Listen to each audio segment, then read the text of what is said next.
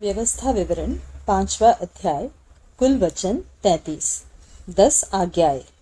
मूसा ने सारे इस्राएलियों को बुलवाकर कहा, हे इस्राएलियों, जो जो विधि और नियम मैं आज तुम्हें सुनाता हूँ वे सुनो, इसलिए कि उन्हें सीख कर मानने में चौकसी करो।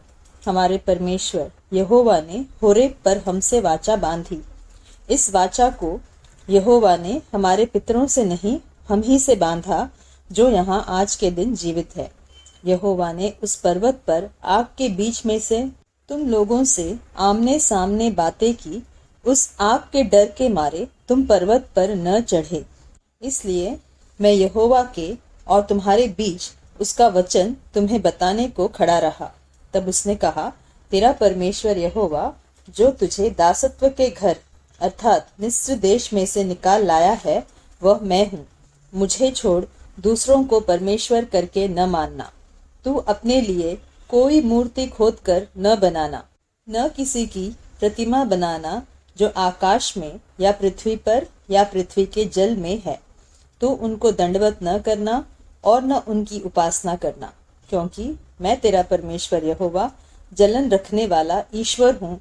और जो मुझसे बैर रखते हैं उनके बेटों, पोतों और परपोतों को पितरों का दंड दिया करता हूँ। और जो मुझसे प्रेम रखते हैं और मेरी आज्ञाओं को मानते हैं, उन हजारों पर करुणा किया करता हूँ। तू अपने परमेश्वर यहोवा का नाम व्यर्थ न लेना, क्योंकि जो यहोवा का नाम व्यर्थ ले वह उनको निर्दोष न ठहराएगा। तू विश्राम दिन को मानकर पवित्र रखना, जैसे तेरे परमेश्वर यहोवा ने तुझे आज्ञा दी। 6 दिन तो परिश्रम करके अपना सारा कामकाज करना, परंतु 7वां दिन तेरे परमेश्वर यहोवा के लिए विश्राम दिन है। उसमें न तू किसी भांति का कामकाज करना, न तेरा बेटा, न तेरी बेटी, न तेरा दास, न तेरी दासी, न तेरा बैल, न तेरा गधा, न तेरा कोई पशु, न कोई परदेशी भी जो तेरे फाटकों के भीतर हो, जिससे तेरा दास और तेरी दासी भी तेरे समान विश्राम करें। और इस बात को स्मरण रखना कि मिस्र देश में तू आप दास था, और वहां से तेरा परमेश्वर यहोवा तुझे बलवंत हाथ और बढ़ाई हुई भुजा के द्वारा निकाल लाया। इस कारण तेरा परमेश्वर यहोवा तुझे विश्राम दिन मानने की आज्ञा देता है। अपने पिता और अपनी माता का आदर करना, जैसा कि तेरे परमेश्वर यहोवा ने तुझे आज्ञा दी है, जिससे जो देश तेरा परमेश्वर यहोवा तुझे देता है उसमें तू बहुत दिन तक रहने पाए और तेरा भला हो। तू हत्या न करना, तू व्यभिचार न करना, तू चोरी न करना, तू किसी के विरुद्ध झूठी साक्षी न देना, तू न किसी की पत्नी का लालच करना और न किसी के घर का लालच करना, न उसके खेत का, न उसके दास का, न उसकी दासी का, न उसके बैल या गधे का, न उसकी किसी और वस्तु का लालच करना। यही वचन यहोवा ने उस पर्वत पर आग और बादल और घोर अंधकार के बीच में से तुम्हारी सारी मंडली से पुकार कर कहा, और इससे अधिक और कुछ न कहा। और उन्हें उसने पत्थर की 2 पटियाओं पर लिखकर मुझे दे दिया। लोगों का भयभीत होना। जब पर्वत आग से दहक रहा था और तुमने उस शब्द को अंधियारे के बीच में से आते सुना, तब तुम और तुम्हारे गोत्रों के सब मुख्य मुख्य पुरुष और तुम्हारे पुरनिये मेरे पास आए, और तुम कहने लगे, हमारे परमेश्वर यहोवा ने हमको अपना तेज और अपनी महिमा दिखाई है, और हमने उसका शब्द आग के बीच में से आते हुए सुना।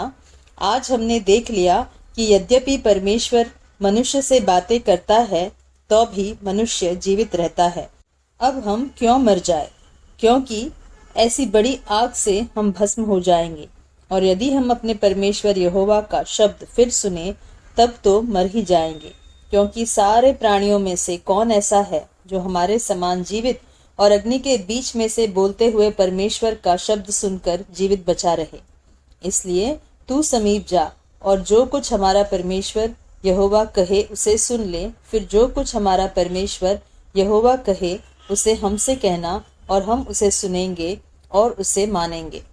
जब तुम मुझसे ये बातें कह रहे थे, तब यहोवा ने तुम्हारी बातें सुनी। तब उसने मुझसे कहा, इन लोगों ने जो बातें मुझसे कही है मैंने सुनी है। इन्होंने जो कुछ कहा है वह ठीक ही कहा। भला होता कि उनका मन सदैव ऐसा ही बना रहे कि वे मेरा भय मानते हुए मेरी सब आज्ञाओं पर चलते रहें, जिससे उनकी और उनके वंश की सदैव भलाई होती रहे। इसलिए तू जाकर उनसे कह दे कि अपने अपने डेरों को लौट जाओ, परंतु तू यहीं मेरे पास खड़ा रह, और मैं वे सारी आज्ञाएं और विधियां और नियम जिन्हें तुझे उनको सिखाना होगा तुझसे कहूँगा, जिससे वे उन्हें उस देश में जिसका अधिकार मैं उन्हें देने पर हूँ माने। इसलिए तुम अपने परमेश्वर यहोवा की आज्ञा के अनुसार करने में चौकसी करना, न तो दाहिने मुड़ना और न बाएं।